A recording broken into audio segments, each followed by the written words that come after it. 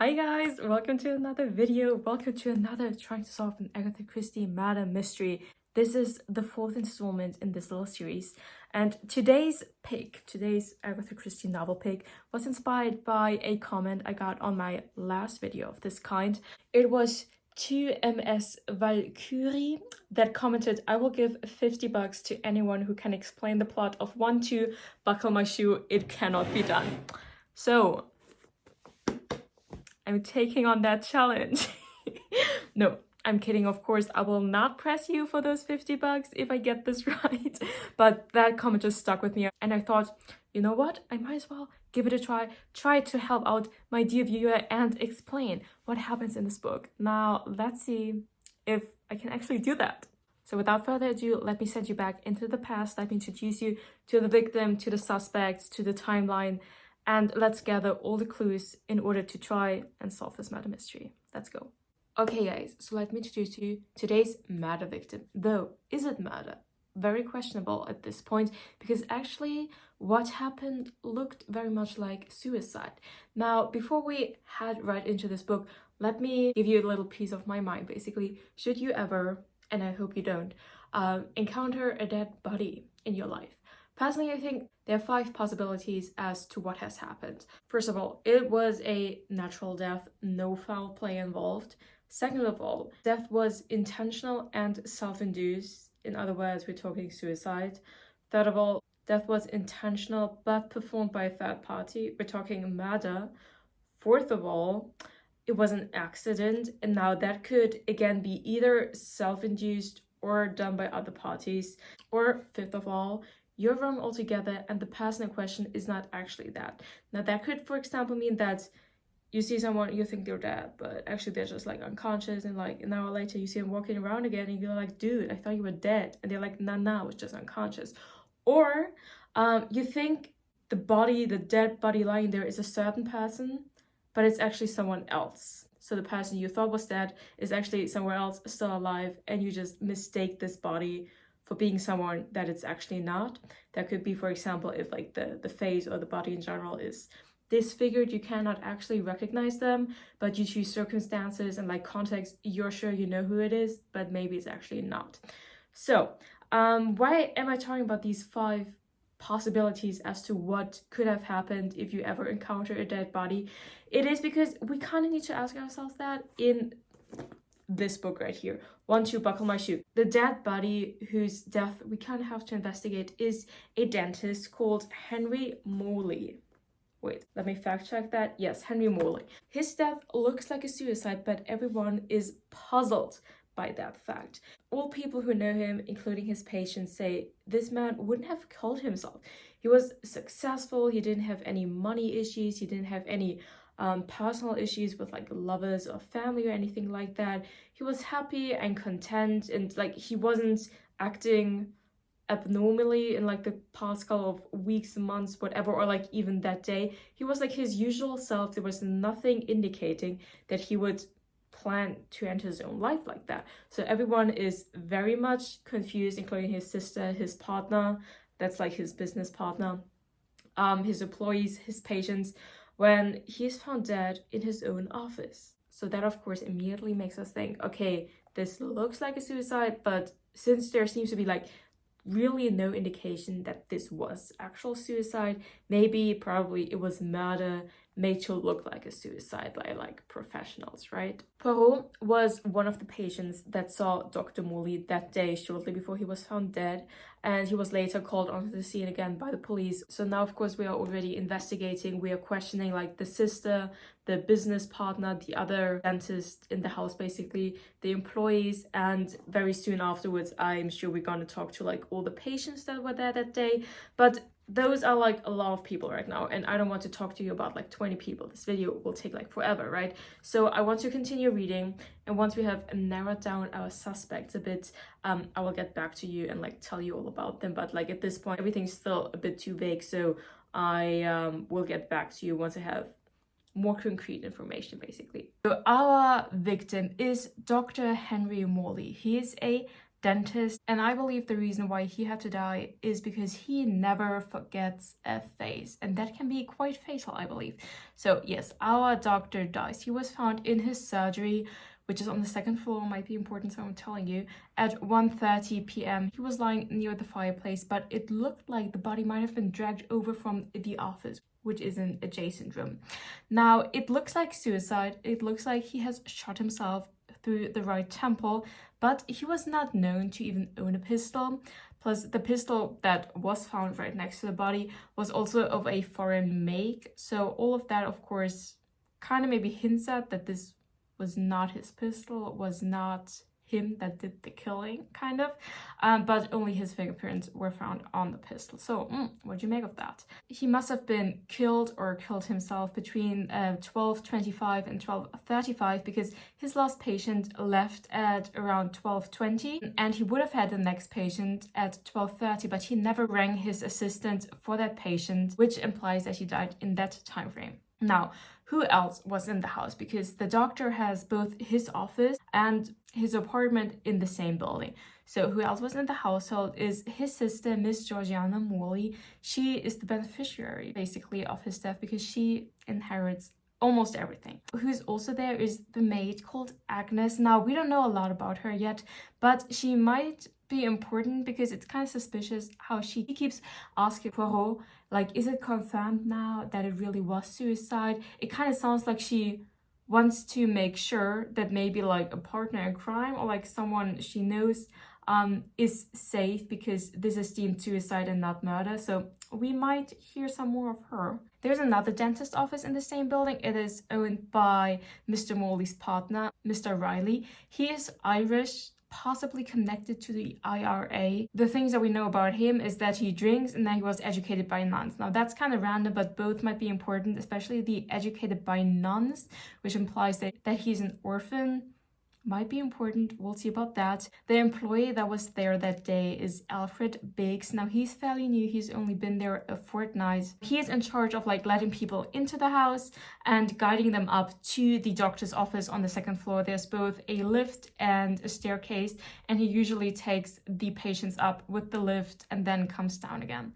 He is somewhat incompetent though, and has this tendency to get into trouble by like messing things up.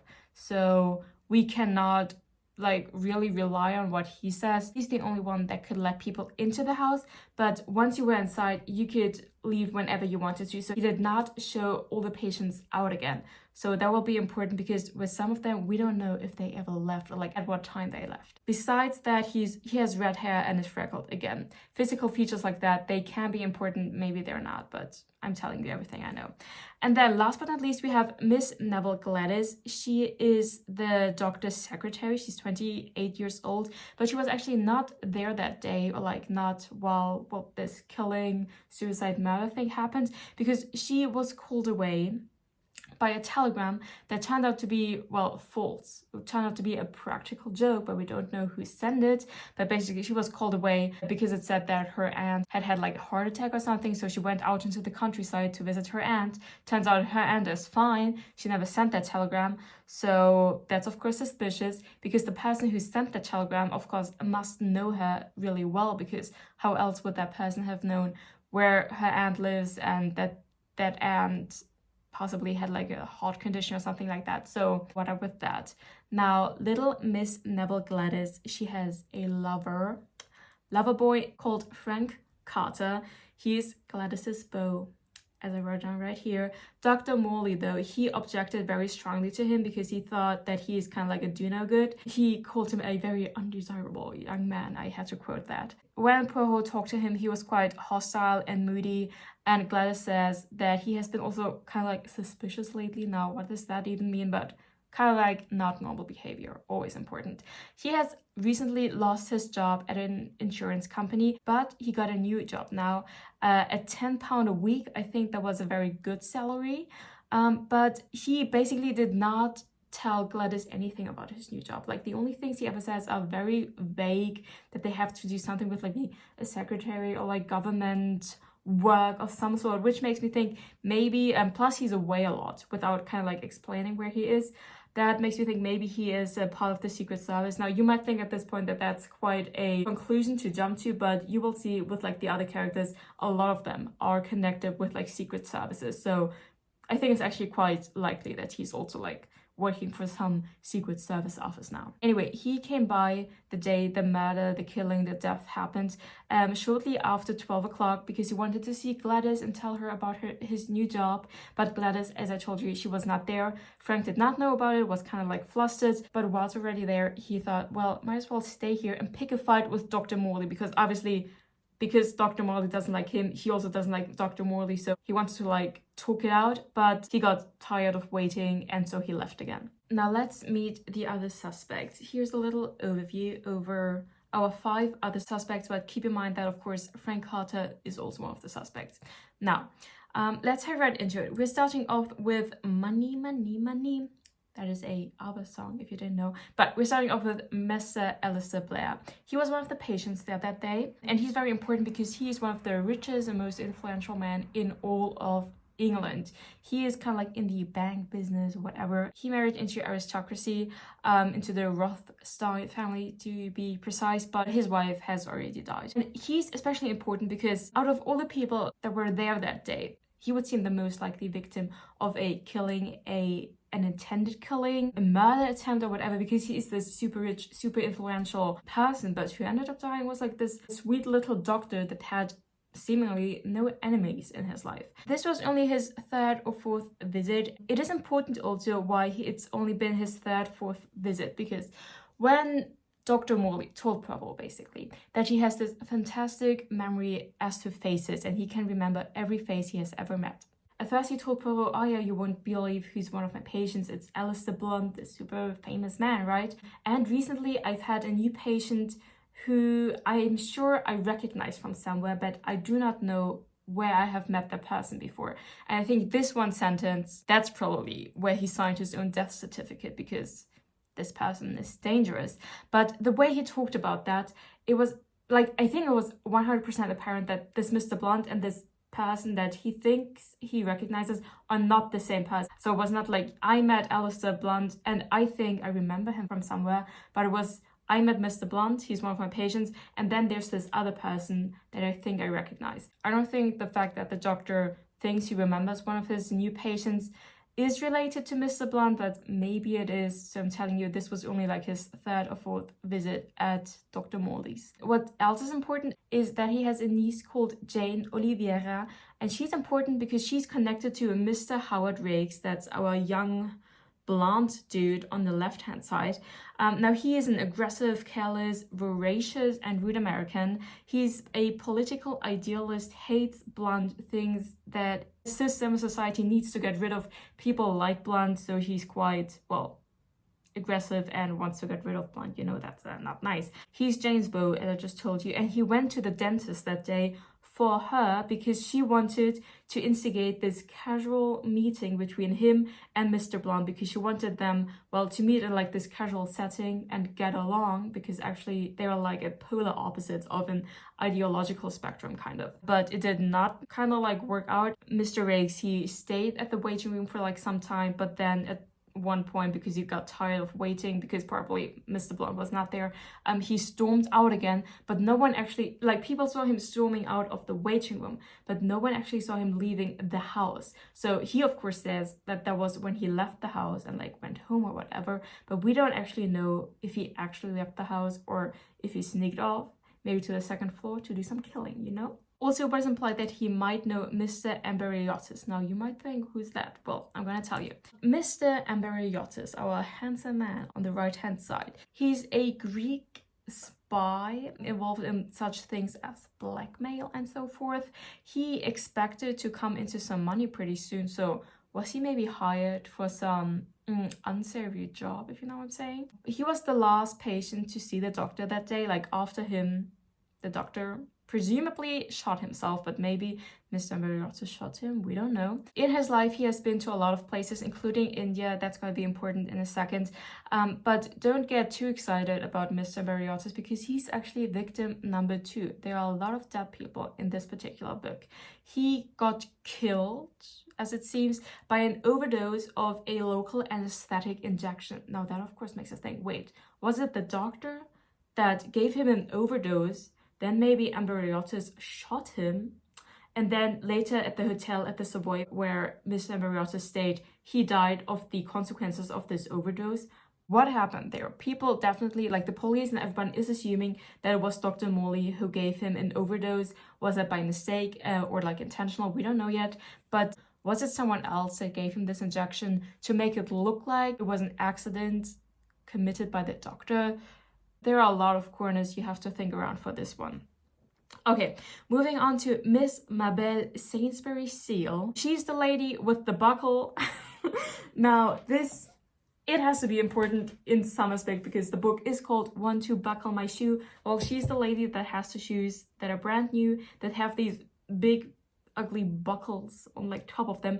And Poirot was the only one, and I think this is gonna be like a major clue, that witnessed as she got out of the taxi to go to Dr. Morley, like to go to the dentist, that like as she got out of the taxi, one of those buckles kind of like fell off or like ripped off. And Poirot, I think, was the only person who witnessed that. And I think it's going to be an important puzzle piece. Now, Miss Mabel, she only arrived from India 6 months ago, and that was on the same boat as Mr. Amberiotis, so they potentially knew each other. She was an amateur actress and a missionary in India, and she alluded to like a past of having had a bad marriage in India and having assumed her maiden name again because all of that did not go well. We do not have all the clues as to that yet, but that's already something. She might have had dinner with Miss Amberiotis at some point while he was staying at the Savoy, so there are definite clues that they knew each other. She also claimed to have known Mr. Blunt's late wife from having known her in India, and she alluded to that fact that she knew him 3 months ago when she like met him in the street and was all like, oh, do you remember me? I was like a dear friend of your wife's. And he was all like, who are you? And then she is victim. Is she victim number 3? The thing is, the day after the death of the doctor, the police and Poirot talked to her, and that day she disappeared. Like after their meeting with her, after their talk, she disappeared. Over a month later, a body was found, and it was first believed to be her, to be Miss Mabel Sainsbury Seal, but it turned out to be someone else, basically. This woman that was found dead, she wore the exact same clothes that Miss Sainsbury Seal wore that day, but her face was smashed in, so we could not clearly identify her, but everybody thought that it must be her. But then later, because of the teeth that were examined, one could say without a doubt that it was actually not her, but it was actually Mrs. Chapman. Now, this Mrs. and Mr. Chapman were apparently some people that Miss Mabel Sainsbury Seal was supposed to know, but the way they were described, they sounded fake from start to finish. We did not know a lot about these people. Like, even the people that live in the same house with them do not know about them. No one in particular has ever seen the husband because he's always away. And like, even the Mrs. Chapman that lived in the house, like her neighbors didn't know a lot about her. They only saw her like occasionally. They didn't know about any like acquaintance or family that she had.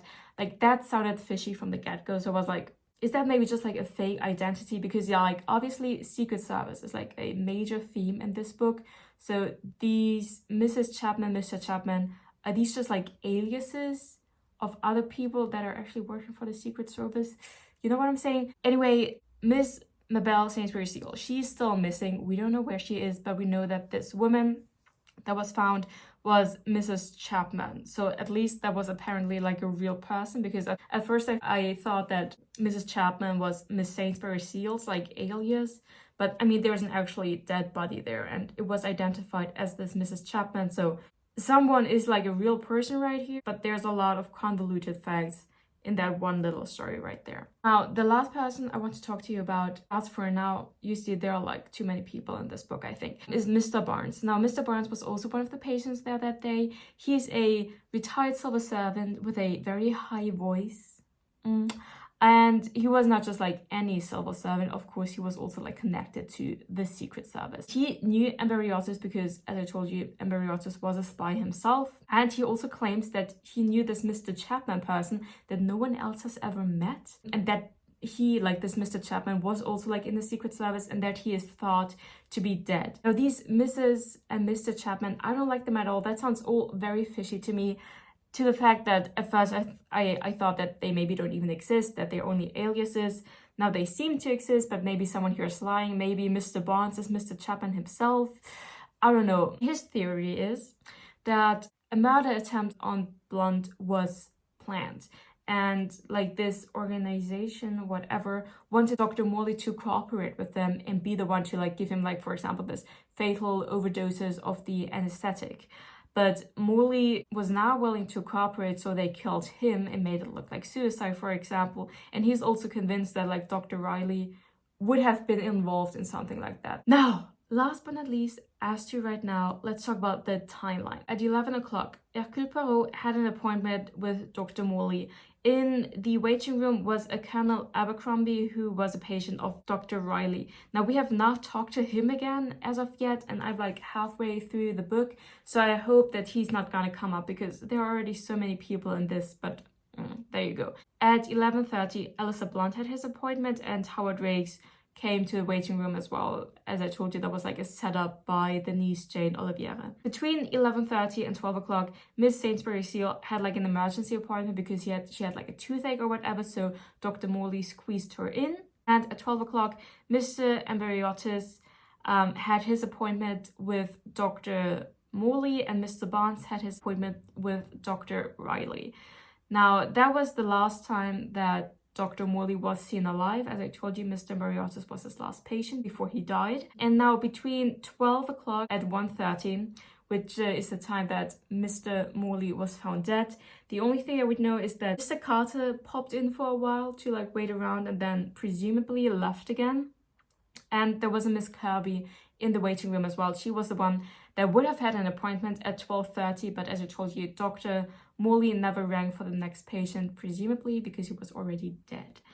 Whew! Those are all the facts we have as of right now. I don't yet have any kind of theory, really. I only know that I do not like this whole Mr. and Mrs. Chapman business. I also have my theories maybe about Miss Sainsbury Seal, that maybe she's also like involved in some blackmail business or like whatever. The only other thing, like I told you that I think that Dr. Morley got killed because he recognized maybe like this other person. But as it was part of this later identification also, a dentist doesn't only have the means to recognize a face, but also to recognize the teeth. Every set of jaw, if I'm not mistaken, is unique as well. Plus, of course, there's like DNA in your teeth and all of that. So the teeth can also identify a person. So even if maybe like some crook that he knew in the past or like whatever had gotten facial surgery and now looked all different, the teeth would still be the same. So maybe he had this like new patient, right? And the patient was somehow familiar to him, but he couldn't place him because actually it wasn't the face that he recognized, but the teeth. And then he realized that and he got killed for it. Like I am pretty certain that he actually did like get killed and that he didn't commit suicide. But maybe that's not even like the part that we have to solve. Like maybe it was suicide because he like realized something and felt like he had to end his own life. Because like obviously there are like a lot of other murders going on in this book. So maybe Dr. Morley's death isn't even the one that we have to solve. I will continue to keep you updated as I continue reading. See you. Okay guys, let me catch you up on some new developments. Now, Mr. Blunt has invited Poirot down to his country estate because he wants to ask him to do a job, basically. He wants him to do his best to find Mrs. Sainsbury Seals because officially the investigations have kind of been stopped. Now, before Poirot heads down to Mr. Blunt's estate, he gets an anonymous phone call by what sounds at least to be a woman's voice, but I'm not quite sure that's what it is, to be honest. Now, this voice basically tells him to not take on Mr. Blunt's offer, like take on this job of investigating this case any further. They tell him to like stay out of the entire thing. And this like voice also confesses basically that they, as in like their organization or whatever, they're responsible for having killed Dr. Morley because he got in their way, so he had to die. Now, Poirot thinks that he recognizes the voice. I think it was described as high-pitched, so of course that makes it think, is it either a woman, or you might remember that Mr. Barnes' voice was also described as being high-pitched, so what is going on there? But Poirot wonders if the voice might belong to Mrs. Oliveira. Now, if you remember that Mr. Blunt's niece, Miss Oliveira, she has a mother, Mrs. Oliveira, and Poirot meets her when he heads down to Mr. Blunt's estate, and he thinks he might recognize her voice as being the voice that called him. At Mr. Blunt's estate, he also meets Helen Montresor, that is an old, poor relation of Mr. Blunt himself, a Scottish distant cousin or whatever. She and the Oliveiras are Mr. Blunt's sole heirs, might be important. Furthermore, Poirot has voiced the opinion that he himself thinks that Mrs. Sainsbury Seals is probably dead at this point, and he says that a pair of unworn stockings that he found in her apartment when they searched it for the first time gave him the clue for that.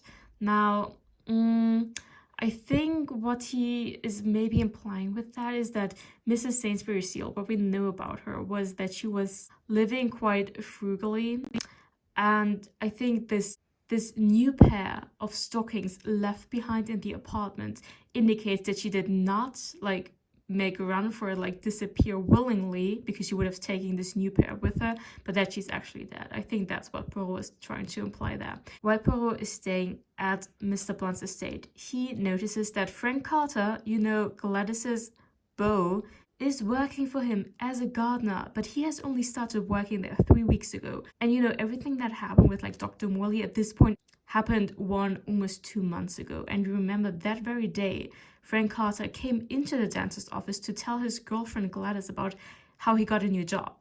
But this job he only took on 3 weeks ago, and Frank Carter only pays him £2.15.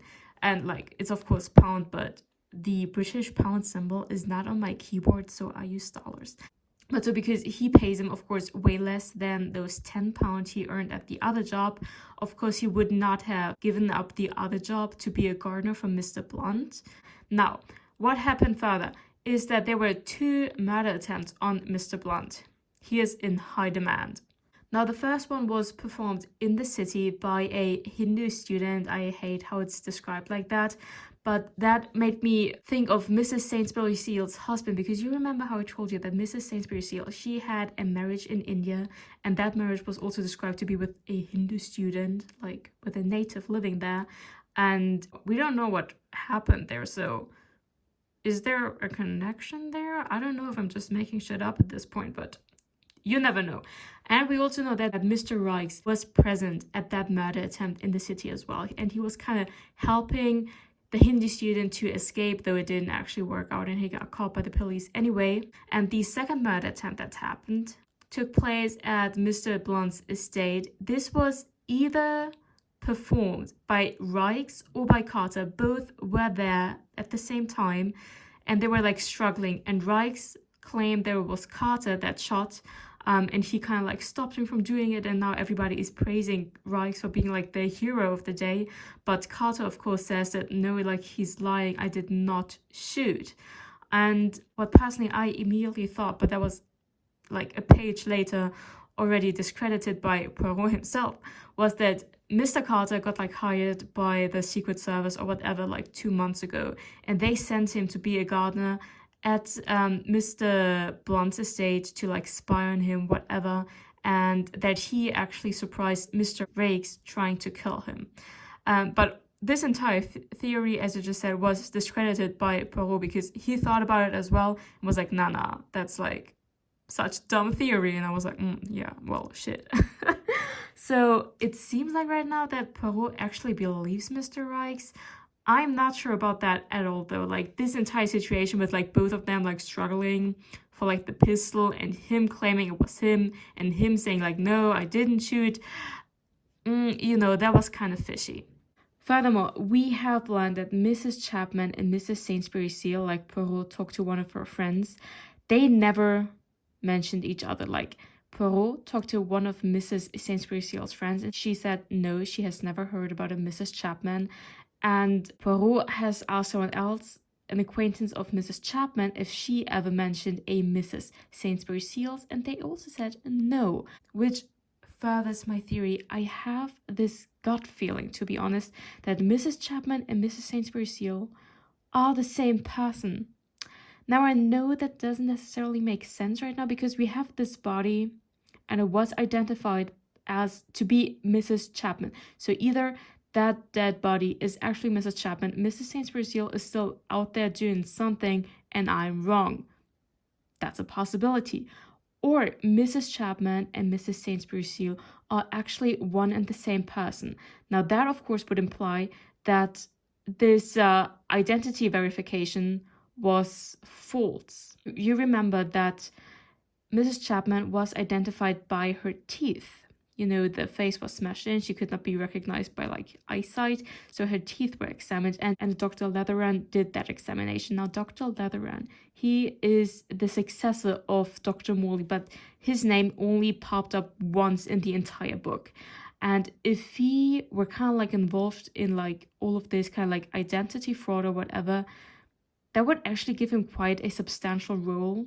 And usually Agatha Christie, she plays fair in her books. If like a person is important, you like get to know that person through the entire book. And like also the murderer at the end, it's always someone that you actually got to know. And like this person, we have never even met him. But I'm thinking maybe, so again, either Mrs. Chapman, Mrs. Sainsbury Seal, they're the same person. Either they're like really dead, they are this smashed in face woman person. In that case, the identification by the doctor would be correct. Or if all of that was a setup, this is neither Mrs. Chapman nor Mrs. Leatheran. It's like a random other woman that they killed and paid, for example, this Dr. Leatheran to like give them this false verification that's Mrs. Chapman, who doesn't actually exist. And they kind of like paid him in return by making him the successor to Dr. Morley's dental office. I can't get rid of this feeling that there's something going on. Mrs. Chapman, Mrs. Sainsbury Seal, I have this feeling, you know? Anyway, then what's important? The pistol Dr. Morley used to shoot himself and the pistol that was used at the country estate where either Carter or Raikes tried to take Mr. Blunt's life, they were twin pistols of like the same make, or like whatever else twin pistols implies. But that of course gives us like this connection between the murder, the death at the doctor's office, and the attempted murder at Mr. Blunt's estate. Now last but certainly not least, Frank was arrested because people now think that he killed both Dr. Morley as well as, you know, attempted to kill Mr. Blunt. That is for several reasons. First of all, we have now found out that he lied. He actually only got the job later that day. So his reason that he went to the doctor's office that day to tell Gladys about that he got a job, that was a lie. He went there because he wanted to talk or maybe kill Dr. Morley. But he was seen by the maid Agnes at around 12:30. He was lurking in the staircase at the doctor's office, and she witnessed him going into Mr. Morley's surgery. And now he, at the police station, confessed to Poirot that yes, it's true, he stayed at the dentist office. So two gentlemen leaving Mr. Morley's office then went in himself, saw that Dr. Morley was already dead. He said the body was already cold, and then he left again and was like all shaky and etc. And like that's the state he was later witnessed to be like at a bar. Now the fact that the body was already cold, of course, if Dr. Morley had only been shot like 30 seconds prior to him entering the doctor's office, the body would not have yet been cold. Rigor mortis would not yet have set in. So does that mean that, for example, Mr. Embariotis, you know, the last patient, killed Mr. Morley right away when he came in? So the body would have already been dead for like half an hour, though half an hour, even after half an hour, a body is not cold yet, I'm very certain. But it would be more cold after half an hour than after 30 seconds, you understand? So either, of course, that implies that Mr. Embariotis shot him right away when he entered, or that someone even before Mr. Embariotis killed him. And Mr. Embariotis, when he went in for his appointment, the doctor was already dead, and he apparently got someone else in to maybe take care or something or other, because Frank saw two gentlemen, or like two people, leave the doctor's office. So who was the second person in the doctor's office? Who were any of the people involved? Anywho, To be really honest, I am genuinely puzzled right now. I do not yet have a clear theory. I have now reached like the last chapter, or like it's like the second to last chapter, but the very last chapter is like only the last page, so it doesn't really count. It is now like already 1 a.m. I have to go to bed now and think about this and kind of come up with something or other to present you. I am not sure whatsoever about what any of this means, but I will try to come up with something, and I'll see you then. Okay guys, it is the next morning and I managed to come up with some sort of theory. I actually ended up staying up until 2 a.m. last night to kind of like construct a theory of my own, and I don't think it's going to be like the final solution, I suppose, but I really tried, and hopefully I will have gotten some part wrong, but I definitely now understand what my dear viewer meant when he wrote that comment, because there's so many people in this novel, so many deaths, potential deaths, you have all this Secret Service stuff going on. This story is convoluted, and I feel like the solution is going to be too. Now, before trying to shape my own theory, I gathered once more all the what I think are going to be the essential clues. And those are the following 4 or 5, depending on if that one thing in particular is a clue or actually not. Anyway, now the clues that I personally think you need to incorporate into your theory, and if you manage to do so, you might be able to hit close to home, are the following. First of all, the doctor's statement and his claim that he never forgets a face. That I think is essential. I also think it's essential that the body was possibly dragged over from the office into the surgery. The false telegram that was sent to Gladys, the secretary, because it was mentioned, but it has not yet been explained, which makes me think that it's going to be part of like the big solution, because in Agatha Christie novels, everything is explained in the end. So that this has not been mentioned again is suspicious in itself. Then the fourth one, that's the one that I'm not sure about, kind of the buckle on the shoe. I mean, obviously, this book is called One Shoe Buckled My Shoe, and that's not just something Agatha Christie came up with. It's like this, I don't know if it's like a children's rhyme, but it's like this rhyme kind of thing.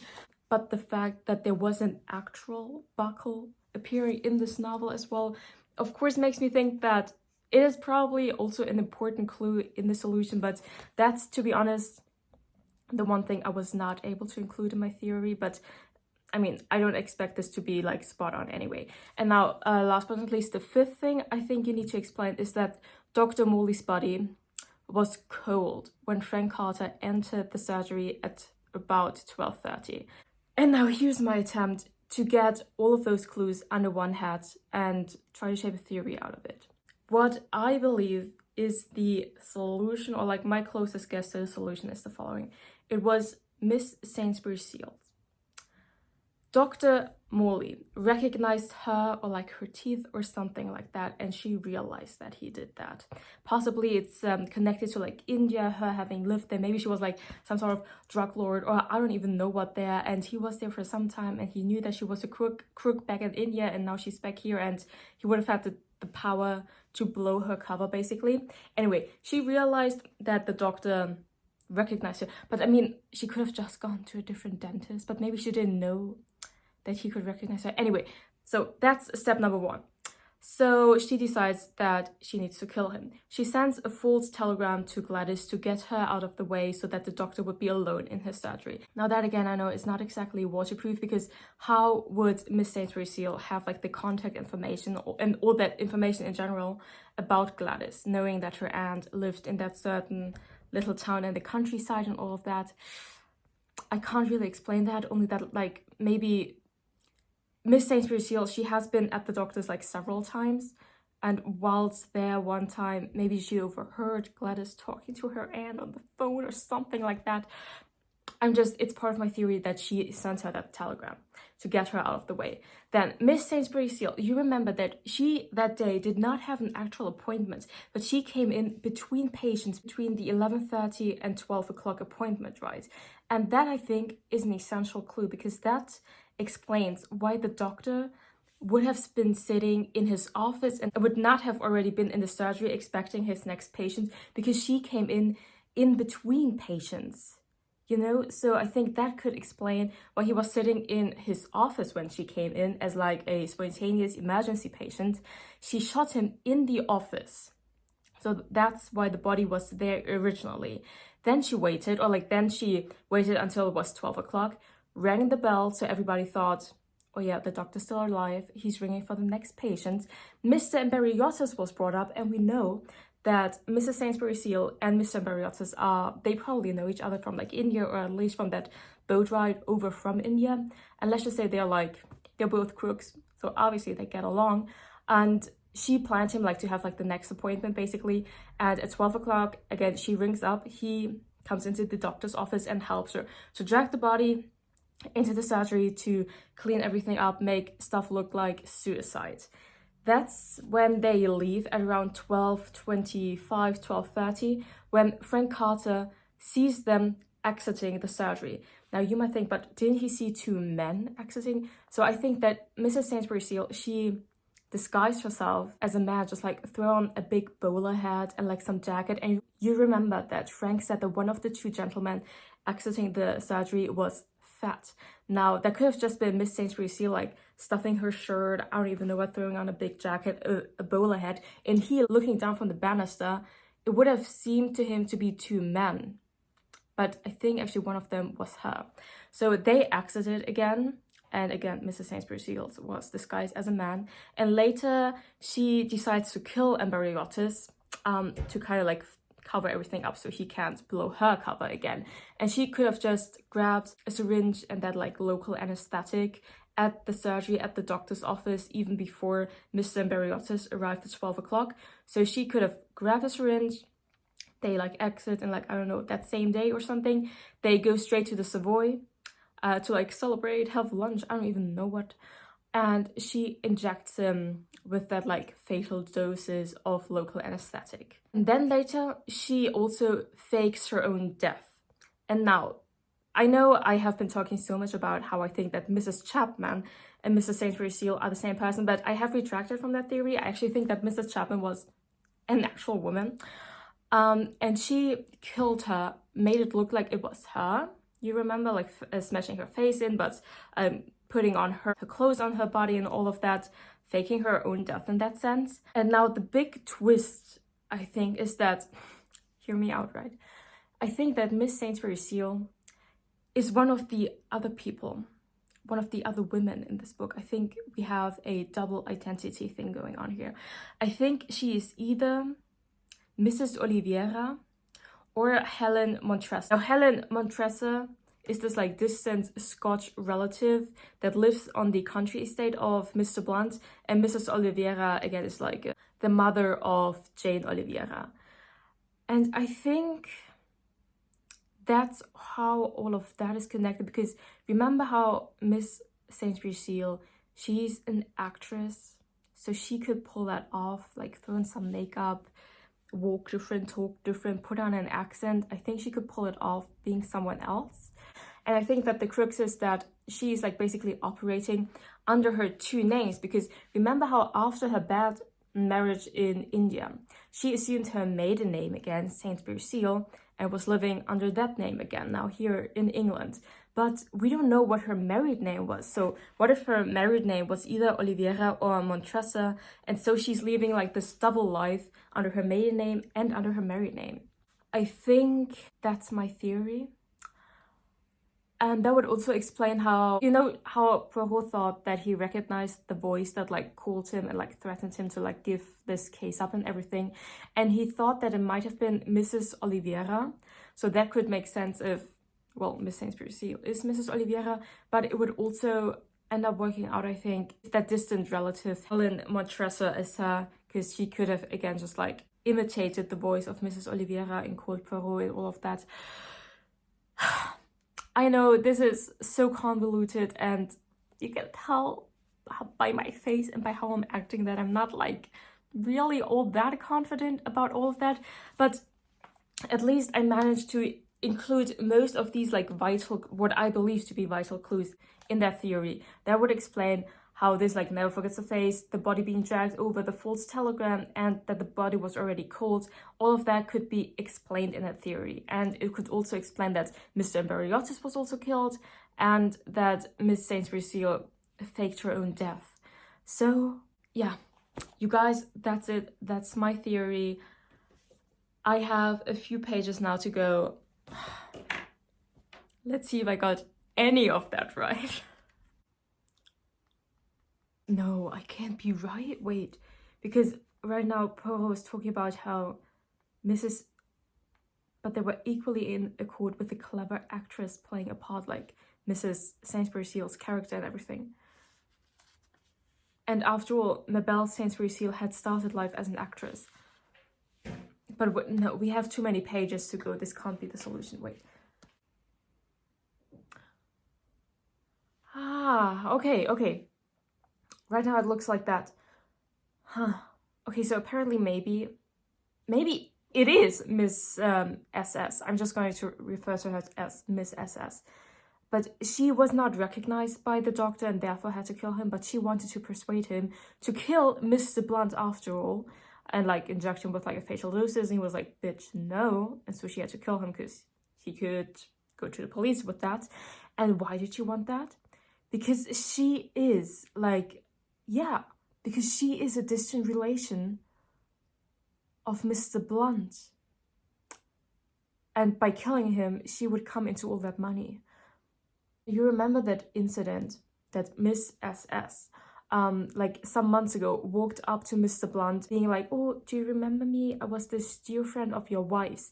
I think she did that to stake out how well Mr. Blunt actually knew his wife's friends, relations, if he would recognize her as like a distant relative or not.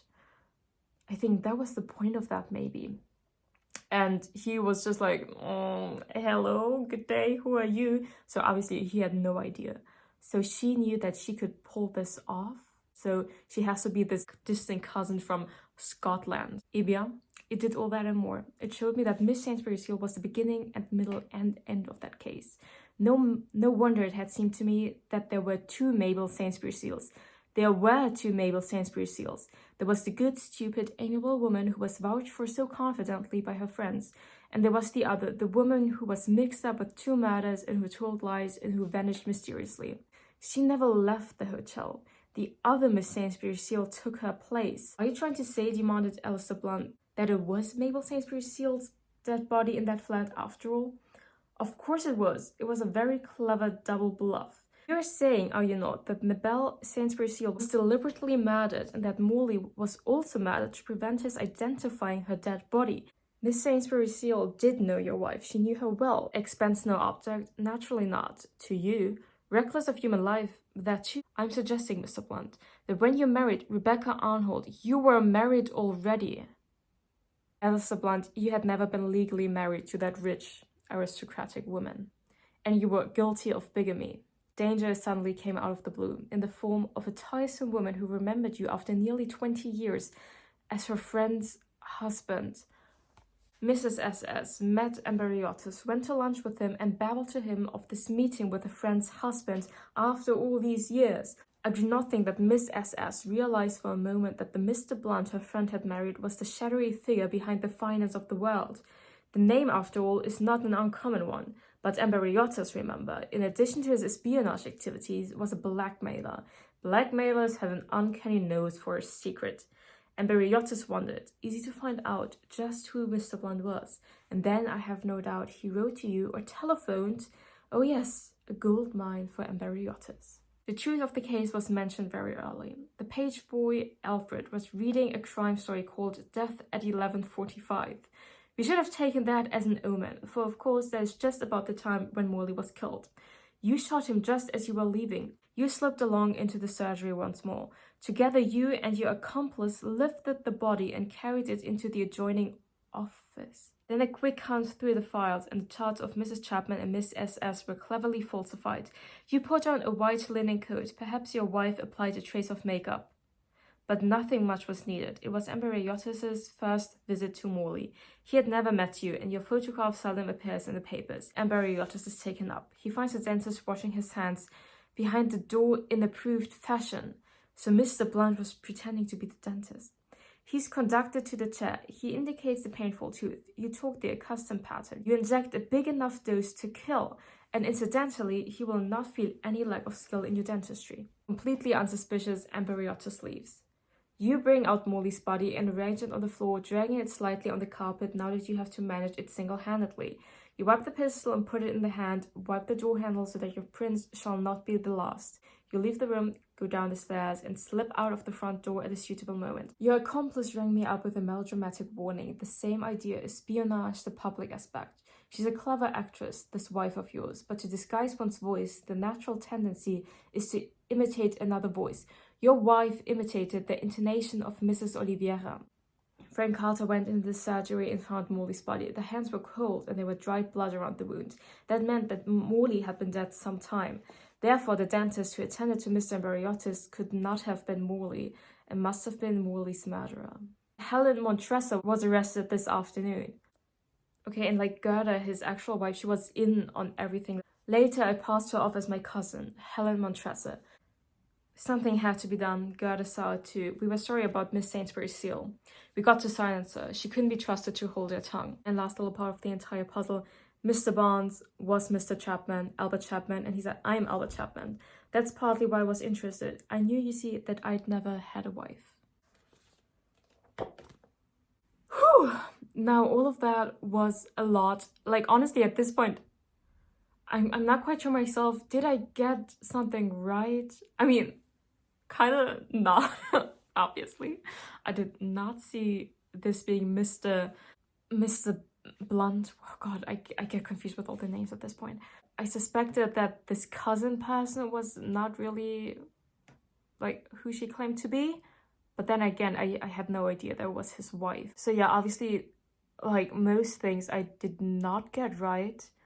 Though I'm actually still kind of proud about my theory, because I also explained how the body had been dead longer than everybody thought it had been, and why the body was dragged from one place to another, etc. But I did not see that someone impersonated the doctor for a second, and I thought it was Amberiotis helping and not someone else. So, I mean, you have your own opinion if I did a good job on this one or not. But damn, this, I think out of all the ones that I have solved so far, this was by far the most convoluted one. Okay guys, I hope you enjoyed this. Out of all the Agatha Christie videos I have done so far, this is by far the longest, even though I think this is by far the shortest book, but this is the longest video. This doesn't make sense. But here we go. I hope you enjoyed it. Tell me what you think. Did I do a good job or not? I hope you enjoyed. I already said that, but anyway. And I'm going to see you in my next video. Thank you so much for watching and sticking with me until the end. See you next time. Bye. Oh yeah, and I guess I do definitely not deserve those $50.